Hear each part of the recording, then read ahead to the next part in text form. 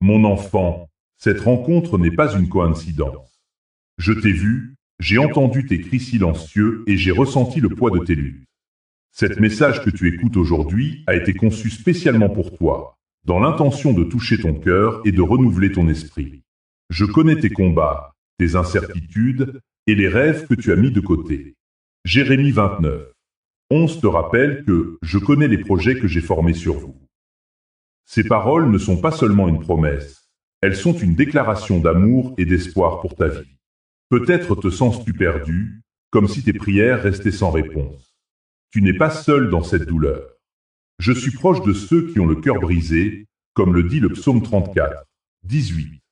Tu es vu, tu es entendu, et je suis ici pour te rassurer que chaque larme que tu as versée compte. Je sais que tu portes des fardeaux cachés, des douleurs que tu n'oses partager. Mais sache que je suis là, à tes côtés, prêt à t'écouter et à te soutenir. Cette période de ta vie peut sembler sombre, mais je t'assure qu'il y a une lumière au bout du tunnel. Je t'invite à ouvrir ton cœur et à recevoir cette vérité. Tu es précieux à mes yeux. Chaque moment que tu traverses, même les plus difficiles, a un but. Je suis en train de préparer quelque chose de grand pour toi, quelque chose que tu n'as peut-être même pas encore imaginé. Alors, qu'est-ce que cela signifie vraiment d'être choisi par Dieu? Cela signifie que tu n'es pas abandonné. Cela signifie que même dans l'attente, il y a une préparation divine. Reste avec nous, car nous allons explorer ensemble ce voyage de foi et de transformation. La prochaine étape de cette aventure spirituelle nous conduira à comprendre le poids de l'attente et comment elle peut devenir un temps de préparation plutôt qu'un moment de désespoir. Et si tu dis dans ton cœur, priez pour moi et continuez à prier, parce que j'en ai vraiment besoin. Ici en dessous, tu verras le mot s'abonner. Tu le vois? Je veux que tu cliques. Au moment exact où tu cliqueras sur s'abonner, tu seras uni à cette chaîne de prière. Et je crois que Dieu va visiter ta vie, ta maison et ton cœur. Il est essentiel de se rappeler que même dans les moments d'attente, il y a des fardeaux cachés que tu portes peut-être sans le réaliser. Ces fardeaux, ce sont ces douleurs silencieuses, ces prières non entendues qui semblent flotter dans l'air, attendant d'être exaucées. Je vois tes luttes, et je veux que tu comprennes que tu n'es pas seul. Dans le livre de Psaumes, il est écrit « L'Éternel est proche de ceux qui ont le cœur brisé, et il sauve ceux qui ont l'esprit dans l'abattement. » Psaume 34, 18. Cela signifie que je suis là, à tes côtés, même lorsque tu te sens accablé. Peut-être que tu ressens le poids de l'attente, ce sentiment d'être coincé dans un tunnel sombre, sans savoir quand la lumière apparaîtra. Je veux que tu prennes un moment pour réfléchir à ce que cela signifie pour toi. Quels sont les fardeaux que tu portes en silence? Quelles sont les prières que tu as récitées dans l'intimité de ton cœur, espérant que je t'entende? Je t'invite à déposer ces fardeaux devant moi, à les confier à ma grâce. Car je suis ici pour te rappeler que chaque larme que tu as versée, chaque soupir que tu as poussé, n'est pas passé inaperçu. L'attente peut sembler interminable. Elle peut te faire douter de ma présence et de mes promesses. Mais souviens-toi de l'histoire de Joseph, qui, après avoir été vendu par ses frères et emprisonné à tort, a dû attendre des années avant de voir le plan que j'avais pour lui se réaliser. Dans sa solitude, il a appris à me faire confiance, à croire que même dans l'obscurité, j'étais à l'heure. Et c'est exactement ce que je t'appelle à faire aujourd'hui. Je t'encourage à voir cette période d'attente non pas comme un abandon, mais comme une préparation. Préparation pour un avenir que tu ne peux pas encore voir, mais qui est déjà en cours. Chaque jour d'attente est une occasion de grandir, de te rapprocher de moi et de te préparer à recevoir les bénédictions que j'ai en réserve pour toi. Peut-être que tu as des rêves enfouis, des espoirs que tu as abandonnés parce qu'ils semblaient trop lointains ou impossibles. Je suis ici pour te dire que rien n'est impossible pour moi. Dans le livre de Jérémie, je t'assure, car je connais les projets que j'ai formés à votre égard, dit l'Éternel, projets de paix et non de malheur, afin de vous donner un avenir et de l'espérance. Jérémie 29, 11. Rappelle-toi que je suis le Dieu qui restaure les rêves perdus. Je suis le Dieu qui ouvre les portes que tu pensais fermées à jamais. Alors, que feras-tu avec ces rêves? Les abandonneras-tu ou choisiras-tu de les remettre entre mes mains? Je t'invite à croire que je peux faire bien plus que ce que tu peux demander ou imaginer. Je t'invite à prier, à chercher ma face et à croire que même lorsque les choses semblent stagnantes, je suis à l'œuvre. La prochaine étape de notre voyage nous amène à explorer comment ces rêves et ces espoirs peuvent être restaurés. Nous allons découvrir comment ton identité en moi peut transformer ta perception de la douleur et de l'attente. Prépare-toi à plonger plus profondément dans cette vérité, car je suis ici pour te rappeler que tu es précieux à mes yeux et que chaque moment de ta vie compte. Alors, avançons ensemble, car il y a tant à découvrir dans ce chemin de foi. Je suis avec toi à chaque étape, et je t'invite à t'ouvrir à la promesse de ma présence. Si ce message t'attrouve dans une heure difficile, ton don aide à garder cette parole gratuite pour la prochaine personne blessée. Fais ton don via le lien dans la description. Il est essentiel de se rappeler que l'attente n'est pas un abandon. Dans ta quête de réponse, tu pourrais ressentir une impatience, une frustration ou même un désespoir. Mais je suis ici pour te dire que chaque moment de silence, chaque instant de solitude est une préparation.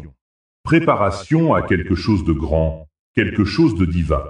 L'attente est souvent perçue comme un vide, mais en réalité, elle est remplie de promesses.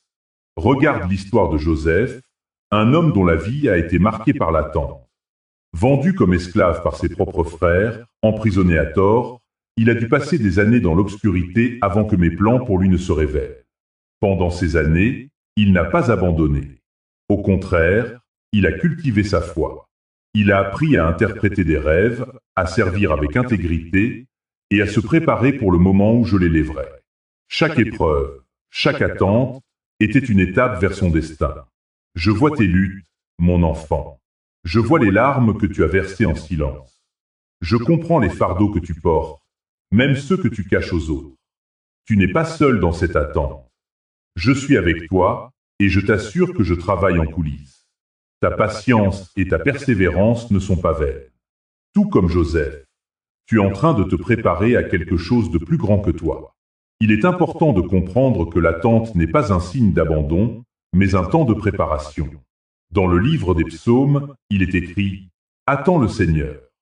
Fortifie-toi et que ton cœur s'affermisse. Oui, attends le Seigneur. » Psalm 27:14. Ce verset est un appel à la confiance, à la foi et à la force. Chaque jour que tu passes dans l'attente est un jour où je te façonne davantage. Peut-être que tu te demandes si tes rêves sont vraiment destinés à se réaliser.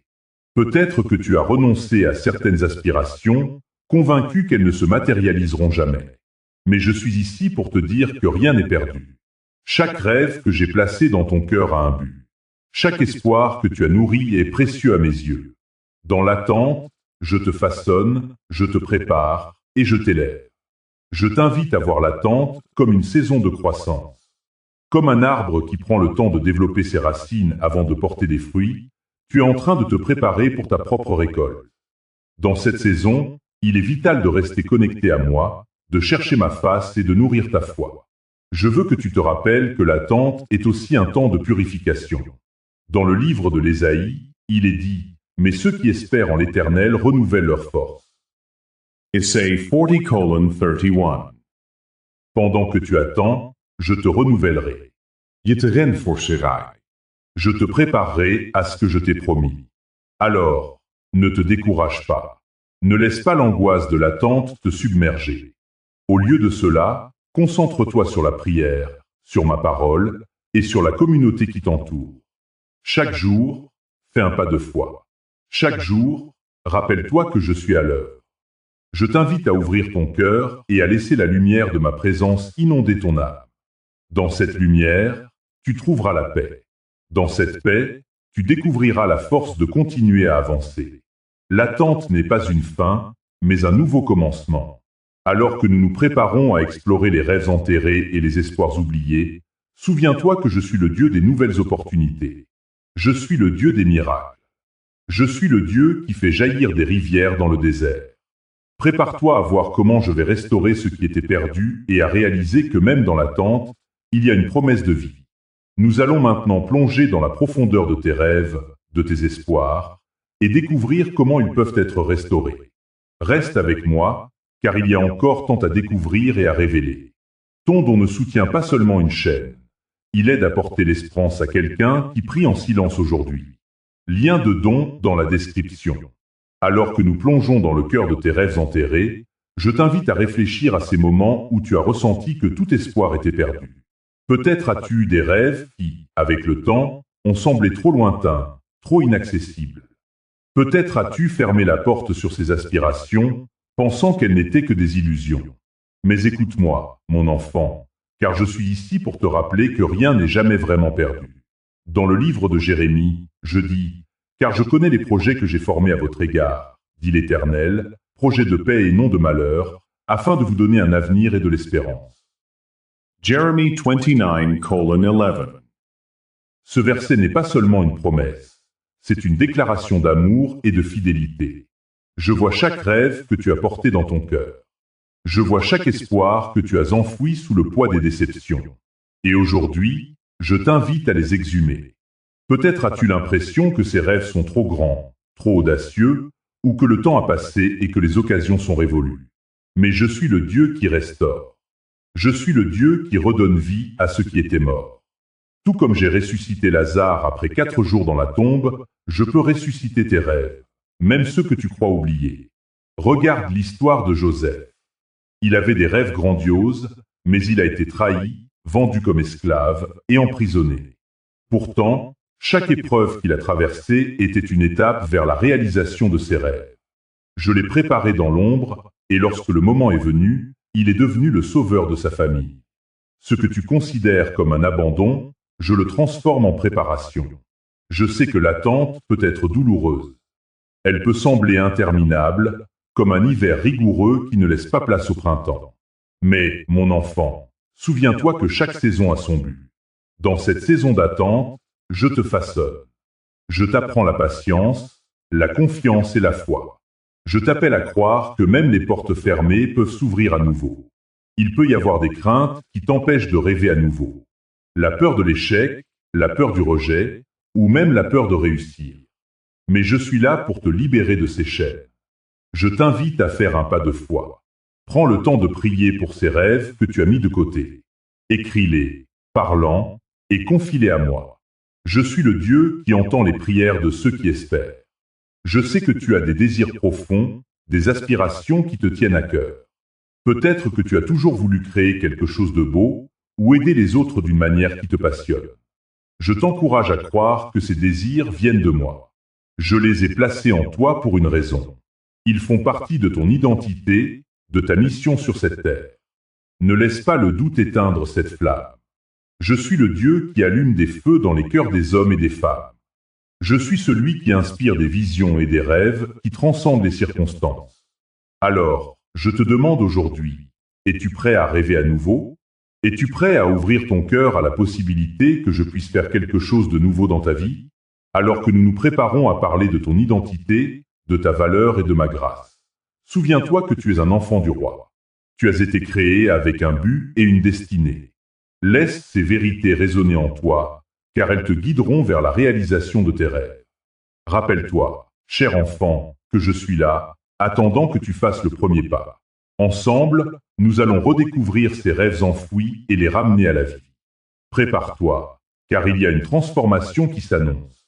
Si cette prière t'a fortifié, fais un don via le lien dans la description pour que cette œuvre continue d'atteindre ceux qui se sentent seuls. Alors que nous poursuivons notre voyage ensemble, je t'invite à réfléchir profondément à ta véritable identité. Qui es-tu vraiment, au-delà des étiquettes que le monde t'a collées? Je veux que tu comprennes que ta valeur ne dépend pas des opinions des autres. Elle est intrinsèque, ancrée dans le fait que tu es mon enfant, créé à mon image. Dans Ésaïe 43, 4, je déclare « Parce que tu es précieux à mes yeux et que je t'aime ». Ces mots résonnent à travers le temps, et je veux que tu les entendes aujourd'hui. Ta valeur est inestimable. Tu n'es pas défini par tes échecs, tes luttes ou tes erreurs. Au contraire, c'est dans ces moments que ma grâce se manifeste le plus puissamment. Peut-être as-tu traversé des périodes de doute, te demandant si tu comptes vraiment. Je veux que tu saches que tu comptes énormément. Chaque larme que tu as versée, chaque prière que tu as murmurée dans l'obscurité, je les ai entendues. Je suis là, dans les moments de solitude, dans les nuits d'angoisse, et je te rappelle que tu es aimé. Regarde l'histoire de David. Il était un simple berger, mais j'ai vu en lui un roi. David n'était pas parfait, mais il a compris sa valeur aux yeux de son Créateur. Il a écrit dans les psaumes, « Je te loue, car je suis une créature merveilleuse. » Tu es cette merveille, mon enfant. Tu es unique, irremplaçable, et j'ai des plans pour toi qui dépassent ton imagination. Je t'invite à embrasser cette vérité. Laisse-la s'enraciner dans ton cœur. Quand tu comprends qui tu es en moi, tu commences à voir le monde différemment. Les obstacles deviennent des opportunités et les échecs des leçons. Tu es plus fort que tu ne le penses et je suis avec toi à chaque étape du chemin. Rappelle-toi de la promesse dans Jérémie 29, 11. Car je connais les projets que j'ai formés à votre égard, dit l'Éternel, projets de paix et non de malheur, afin de vous donner un avenir et de l'espérance. Ces projets sont pour toi, même si tu ne les vois pas encore. Je t'invite à marcher par la foi, à croire en ce que je dis, même quand cela semble lointain. Peut-être te sens-tu perdu ou sans direction. Sache que c'est dans ces moments que je travaille le plus. Je prepare ton sur, je faon ta destine. Chaque épreuve que tu traverses est une étape sur le chemin que j'ai tracé pour toi. Sois patient, même dans l'incertitude. Je suis à l'œuvre et je ne t'abandonnerai jamais. Alors que nous avançons, je t'encourage à te rappeler que ta véritable identité se trouve en moi. Ne laisse pas le monde t'aveugler avec ses mensonges. Tu es aimé, précieux et capable de grandes choses. Transforme ce moment en amour concret. Fais ton don maintenant via le lien dans la description et aide ce message à rejoindre quelqu'un qui est prêt à abandonner. Il est essentiel de se rappeler que la confiance en moi, ainsi que l'obéissance et la tranquillité, sont des piliers fondamentaux pour avancer dans la destinée que j'ai pour toi. As-tu déjà ressenti ce moment de tension, où l'incertitude semble t'envahir, où chaque décision semble lourde de conséquences? C'est dans ces moments que je t'appelle à me faire confiance. Je sais que la confiance peut être difficile, surtout lorsque les vents de la vie soufflent fort. Mais souviens-toi de l'histoire de Pierre sur les flots. Il a vu la tempête, et pourtant, il a choisi de me faire confiance en marchant sur l'eau. Quand il a détourné son regard de moi, il a commencé à sombrer. Je suis là, tendant la main, prêt à te relever chaque fois que tu te sens submergé. La confiance n'est pas simplement un acte de foi, c'est une décision quotidienne. C'est choisir de croire que je suis à l'œuvre, même lorsque les circonstances semblent contraires. Dans Proverbe 3, 5-6, je t'invite à faire confiance au Seigneur de tout ton cœur et à ne pas t'appuyer sur ta propre intelligence. C'est une promesse. Cher enfant, lorsque tu choisis de me faire confiance, je dirige tes pas et j'éclaire ton chemin. Peut-être que tu te sens appelé à faire un pas de foi, mais la peur te retient. Je comprends cette peur. Elle est humaine. Mais rappelle-toi, chaque pas d'obéissance est un pas vers ta liberté. Dans 1 Samuel 15h22, je dis que l'obéissance vaut mieux que les sacrifices. Ce que je désire, c'est un cœur qui me cherche, un cœur qui est prêt à se plier à ma volonté.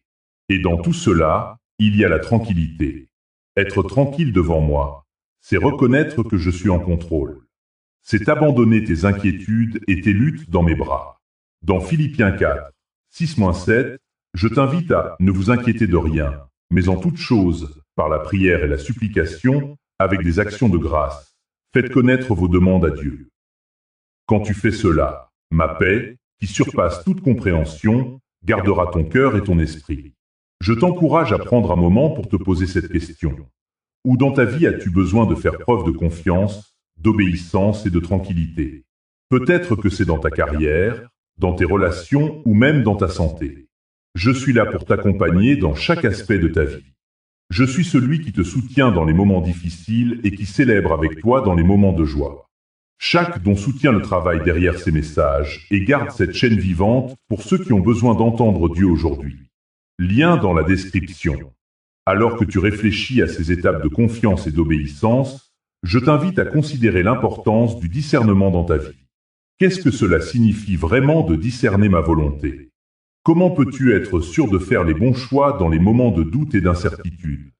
Le discernement est un don précieux, un outil que je t'ai donné pour naviguer à travers les complexités de la vie.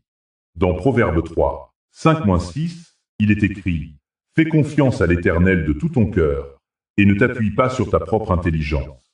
Reconnais-le dans toutes tes voies et il aplanira tes sentiers. » Cela signifie qu'il est essentiel de ne pas compter uniquement sur ta compréhension humaine, mais de chercher ma direction dans chaque décision que tu prends. Rappelle-toi de Salomon, qui a demandé sagesse plutôt que richesse ou pouvoir. Dans un roi 3h9, il a prié « Donne à ton serviteur un cœur compréhensif pour juger ton peuple, afin de discerner le bien du mal. » Et qu'est-ce que cela a entraîné? Une sagesse qui a dépassé celle de tous les hommes de son temps. Il a discerné non seulement ce qui était juste, mais aussi ce qui était bon pour son peuple, pour sa famille et pour lui-même. Je vois que certains d'entre vous se trouvent à un carrefour aujourd'hui. Vous avez des décisions à prendre, des choix à faire qui pourraient changer le cours de votre vie. Peut-être que vous ressentez la pression de choisir rapidement, de décider sans prendre le temps de demander ce que je souhaite pour vous. Mais je t'encourage à être patient. Le discernement prend du temps et il nécessite une connexion profonde avec moi. Écoute ma voix dans le silence. Prends le temps de prier, de méditer sur ma parole et d'écouter les murmures de mon esprit. Je suis là, prêt à te guider. Dans les moments de confusion, rappelle-toi que je suis l'auteur de la paix. Philippiens 4, 6-7 dit « Ne vous inquiétez de rien, mais en toute chose, par la prière et la supplication avec action de grâce, faites connaître vos requêtes à Dieu. Et la paix de Dieu, qui surpasse toute intelligence, gardera vos cœurs et vos pensées en Jésus-Christ. » C'est dans cette paix que tu trouveras le discernement. C'est dans cette tranquillité que tu seras capable de voir clairement le chemin devant toi. Je veux que tu te sentes libre de me poser des questions. Ouvre ton cœur et partage tes doutes avec moi. Je suis là pour t'écouter et te répondre. Alors que tu t'engages dans ce processus de discernement, sois attentif aux signes que je t'envoie. Peut-être qu'une conversation avec un ami, un verset qui te touche particulièrement, ou un sentiment de paix dans une direction spécifique te guidera. Je suis à l'œuvre dans ta vie, même lorsque tu ne le réalises pas. Et n'oublie pas, le discernement n'est pas seulement une question de faire des choix corrects. C'est aussi une invitation à me faire confiance dans le processus. Parfois, tu devras avancer sans voir l'ensemble du chemin. C'est là que ta foi entre en jeu.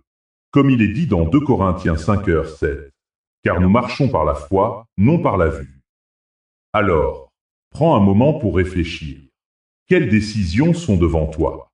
Quelle direction te semble floue ou incertaine? Je t'invite à me confier ces préoccupations. Je suis ici, prêt à illuminer ton chemin et à te donner le discernement dont tu as besoin. Alors, qu'est-ce qui t'attend au prochain tournant? Prépare-toi à explorer la vallée des douleurs et la formation spirituelle qui en découle. Car chaque défi, chaque lutte, n'est qu'une étape vers la transformation que je désire pour toi. Si Dieu a utilisé cette parole pour te consoler, aide à placer ce même réconfort devant un autre cœur. Fais ton don via le lien dans la description. Il y a des moments dans la vie où tu te sens perdu, où la douleur semble être une compagne constante. Je t'invite à plonger dans cette réalité, car c'est là, dans la vallée de la douleur, que la transformation spirituelle commence. Tu n'es pas seul dans cette lutte. Je suis avec toi, même dans les moments les plus sombres. La vallée, c'est un lieu que beaucoup redoutent, mais sache que c'est aussi un lieu de croissance. Pense à David, qui a écrit dans le psaume 23, « Même si je marche dans la vallée de l'ombre de la mort, je ne crains aucun mal, car tu es avec moi. » Ces mots résonnent avec puissance, car ils nous rappellent que même au milieu de la douleur, ma présence est constante. La douleur peut sembler accablante. Elle peut te faire douter de ta valeur, de ton but, et même de ma présence dans ta vie. Mais je te dis aujourd'hui, ne laisse pas la douleur définir qui tu es. Elle est une partie de ton voyage, mais elle ne doit pas être la destination. Chaque larme que tu as versée, chaque cri silencieux que tu as poussé, est entendu. Je vois ta lutte, et je suis là pour te soutenir. Souviens-toi de Job, cet homme qui a tout perdu et qui a connu une souffrance inimaginable. Pourtant, au cœur de sa douleur, il a trouvé une force et une foi qui l'ont conduit à une restauration bien plus grande que ce qu'il avait perdu.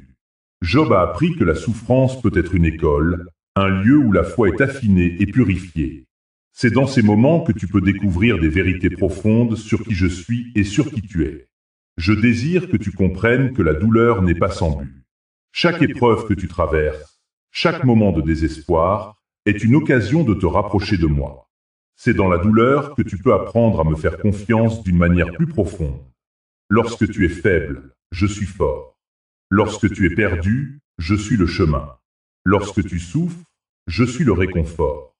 Il est important de ne pas rester figé dans cette vallée. Je t'invite à avancer, même si chaque pas est difficile. Écoute ma voix, elle est là pour te guider. Rappelle-toi de la promesse que j'ai faite dans Ésaïe 41, 10. Ne crains rien, car je suis avec toi. Ne sois pas inquiet, car je suis ton Dieu. Je te fortifie, je viens à ton secours. Ces mots sont un ancrage dans la tempête.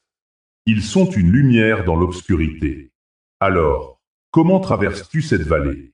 Es-tu prêt à laisser la douleur te transformer? Je suis ici pour t'aider à comprendre que chaque souffrance est une opportunité de croissance. C'est un moment pour se rapprocher de moi, pour chercher ma face et pour découvrir la force qui réside en toi. Il est temps de voir la douleur comme une étape vers la guérison. Je te demande de ne pas fuir, mais d'affronter les défis qui se présentent à toi. Dans chaque douleur, il y a une leçon. Dans chaque lutte, une force. Je suis le Dieu qui restaure, qui guérit et qui transforme. Je ne t'abandonnerai pas, même lorsque le chemin semble obscur. Alors que tu continues à avancer, sache que je prépare un chemin de guérison pour toi. Je suis en train de te façonner, de t'affiner, de te préparer à la grandeur que j'ai prévue pour ta vie. Chaque moment de douleur est une brique dans le fondement de ta foi. Je suis ici pour t'accompagner, pour te donner la force de continuer. Je suis avec toi et je t'appelle à la lumière. Ton don devient une part de cette mission. Plus de prières, plus de messages, plus de personnes rappelées qu'elles ne sont pas oubliées. Dont via le lien dans la description. Il est essentiel de comprendre que la restauration intérieure est souvent le précurseur d'un changement extérieur. Alors que tu es dans cette vallée de douleur, rappelle-toi que je travaille en toi, même si cela ne se voit pas encore. La transformation ne se produit pas toujours à la surface. Parfois, elle commence dans les profondeurs de ton cœur, là où je fais un travail silencieux. Je vois les cicatrices que tu portes, et je sais combien elles te pèsent. Mais laisse-moi te dire ceci, ces cicatrices ne sont pas des signes de faiblesse. Elles témoignent de ta résilience, de ta capacité à surmonter des épreuves. Dans Ésaïe 61, 3, je promets de donner un diadème au lieu de cendre, une huile de joie au lieu de deuil, un vêtement de louange au lieu d'un esprit abattu. Je suis ici pour échanger ta douleur contre la joie, ta tristesse contre l'espoir. La restauration intérieure est un processus. C'est comme un jardin qui a besoin d'être cultivé. Parfois, il faut arracher les mauvaises herbes, enlever ce qui est mort pour que la nouvelle vie puisse éclore. Je suis en train de préparer ton cœur, de nettoyer les débris de la douleur et de l'inquiétude. Tout comme j'ai restauré Job après ses épreuves, je suis en train de restaurer ton âme. Job a perdu tout ce qu'il avait, mais à la fin, il a reçu double portion de ce qu'il avait perdu. Job 42, 10. Je sais que tu as des rêves enfouis, des espoirs qui semblent lointains. Mais souviens-toi, même dans les moments les plus sombres, je suis là. Je suis le Dieu qui voit, qui entend et qui agit. Je ne t'ai pas abandonné. Je suis en train de préparer un chemin de restauration pour toi. Ce chemin peut sembler long, mais chaque pas que tu fais est un pas vers ta guérison. Regarde l'histoire de la femme qui avait une perte de sang depuis 12 ans. Elle a touché le bord de mon manteau et a été guérie instantanément, Marc 5h34. Sa foi a conduit à sa restauration. Je t'appelle à avoir cette même foi, à croire que je peux restaurer tes blessures intérieures. Ta guérison est possible, même si elle semble impossible en ce moment. Alors que tu traverses ce processus, je veux que tu te souviennes que la restauration intérieure ne se limite pas à la guérison de la douleur. C'est aussi un temps de croissance spirituelle. Je t'invite à plonger plus profondément dans ma parole, à chercher ma présence dans la prière. C'est là, dans l'intimité de notre relation, que la véritable transformation commence. Ne te décourage pas si le changement extérieur n'est pas encore visible. Je travaille en toi, même lorsque tu ne le ressens pas. Chaque jour est une nouvelle opportunité de te rapprocher de moi, de te laisser transformer par ma grâce. Je suis le Dieu de la promesse, et je tiens mes promesses. Ne laisse pas ce message s'arrêter avec toi.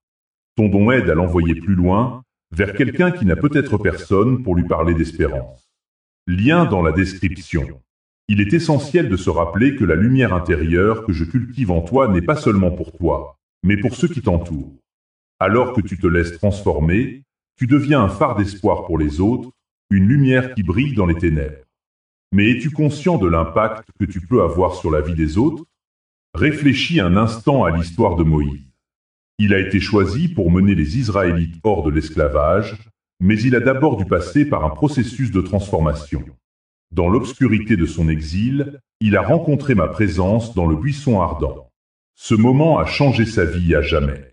Tout comme Moïse, toi aussi, tu es appelé à être un instrument de ma volonté.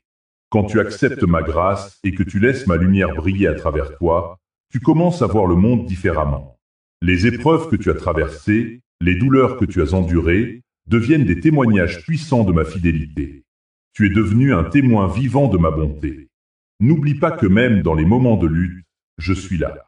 Je vois chaque larme que tu as versée, chaque prière que tu as offerte dans le secret. Ces expériences ne sont pas vaines. Elles te préparent à être une lumière pour ceux qui sont perdus dans l'obscurité. Comme Jésus a dit dans Matthieu 5, 14-16, « Vous êtes la lumière du monde. Une ville située sur une montagne ne peut être cachée. Ta lumière ne doit pas être cachée. Elle doit briller pour que d'autres puissent voir mes œuvres à travers toi. Il est temps de te lever et de prendre conscience de qui tu es en moi. Ta valeur ne vient pas de tes réussites ou de tes échecs, mais de ma présence en toi. Tu es un enfant de lumière, et il est temps de vivre comme tel. Lorsque tu partages ton histoire, lorsque tu es authentique sur tes luttes et tes victoires, tu inspires les autres à faire de même. Peut-être que tu te sens encore fragile, hésitant à partager ta lumière. Sache que même les plus petites étincelles peuvent allumer un feu. Chaque geste de bonté, chaque mot d'encouragement, chaque acte d'amour peut avoir un impact immense. Pense à la femme samaritaine qui, après avoir rencontré Jésus, a couru partager son témoignage avec sa ville. Son histoire a conduit de nombreuses personnes à la foi. De la même manière, ta lumière peut attirer ceux qui cherchent désespérément une réponse. Alors que tu avances, souviens-toi que la communauté est essentielle. Ensemble, vous pouvez créer un environnement où chacun se sent libre de briller. Lorsque vous vous unissez, vous devenez une force puissante pour le bien dans ce monde. Comme il est dit dans Hébreux 10, 24-25, « Veillons les uns sur les autres pour nous inciter à nous aimer et à nous faire des bonnes œuvres. » Je t'invite à chercher des occasions de partager ta lumière, que ce soit dans ta famille, ton lieu de travail ou ta communauté. Ouvre ton cœur aux autres, écoute leurs histoires et partage la tienne. Tu verras comment la transformation que j'ai opérée en toi peut toucher des vies au-delà de ce que tu peux imaginer. Si tu crois que cette parole peut sauver un cœur fatigue du désespoir, soutiens la chaîne avec un don via le lien dans la description. Dans ce voyage vers la lumière, il est essentiel de se rappeler que chaque pas que tu fais est une étape vers une bénédiction plus grande. En tant que lumière dans ce monde, tu es appelé à être un témoignage vivant de ma grâce et de mon amour. Mais que signifie vraiment devenir cette lumière? Comment peux-tu incarner cet appel dans ta vie quotidienne? Je veux que tu prennes un moment pour réfléchir à la manière dont tu peux faire briller cette lumière. Peut-être que cela commence par un acte de gentillesse envers un étranger ou une parole d'encouragement pour un ami dans le besoin. Dans Ésaïe 58, 10, il est écrit « Si tu donnes de ta nourriture à celui qui a faim et que tu rassasies l'affamé, alors ta lumière se lève dans les ténèbres et tes ténèbres deviennent comme le midi. » Chaque action que tu entreprends dans l'amour peut être une source d'inspiration pour les autres. Je sais que parfois, il peut sembler difficile de briller, surtout lorsque tu fais face à des luttes personnelles. Peut-être que tu te sens épuisé, découragé ou même insignifiant. Mais souviens-toi, mon fils, rien n'est inutile dans mon royaume. Chaque petit acte de bonté, chaque sourire partagé, chaque prière murmurée a le pouvoir de changer des vies. Comme le dit Matthieu 5h16, « Que votre lumière brille devant les hommes, afin qu'ils voient vos bonnes œuvres et glorifient votre Père qui est dans les cieux. » Il est temps de te lever et de prendre position. Ta lumière n'est pas seulement pour toi. Elle est destinée à éclairer le chemin des autres. Lorsque tu choisis d'être ce phare d'espoir, tu commences à construire une communauté de lumière autour de toi. Pense à l'histoire de Ruth, qui a choisi de rester aux côtés de sa belle-mère Noémie dans des temps difficiles. Son choix de loyauté et de dévouement a non seulement changé sa vie, mais a également conduit à la bénédiction de devenir l'ancêtre du roi David et par extension de Jésus-Christ. Alors, Comment peux-tu aujourd'hui faire briller ta lumière? Peut-être que c'est en tendant la main à quelqu'un qui traverse une période sombre, ou en partageant ta propre histoire de foi et de rédemption. Souviens-toi de l'importance de ta voix, de ton témoignage. Les autres ont besoin d'entendre comment ma lumière a transformé ta vie. À mesure que tu commences à briller, je veux que tu te souviennes que tu n'es pas seul dans ce voyage. Je suis à tes côtés, te guidant et te soutenant à chaque étape. Comme il est dit dans Hébreux 13h5, je ne te laisserai point, je ne t'abandonnerai point.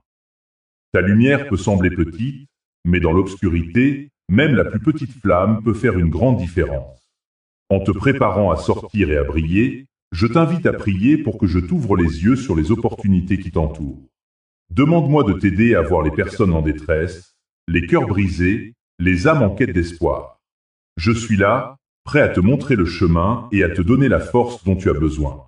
Alors que nous concluons ce voyage, je veux que tu te souviennes que tu es une lumière. Une lumière qui a le potentiel de transformer des vies. Une lumière qui peut apporter espoir et réconfort à ceux qui sont perdus dans l'obscurité.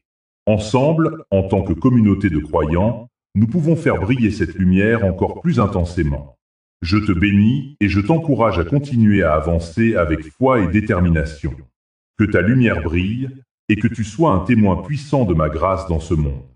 N'oublie jamais que je suis avec toi, te guidant à chaque pas. Prends un moment pour réfléchir à tout cela. Que ta lumière brille et que tu sois un phare d'espoir pour ceux qui en ont besoin. Avant la fin de ce message, fais ton don via le lien dans la description et aide à garder cet espace ouvert pour toute âme qui cherche Dieu.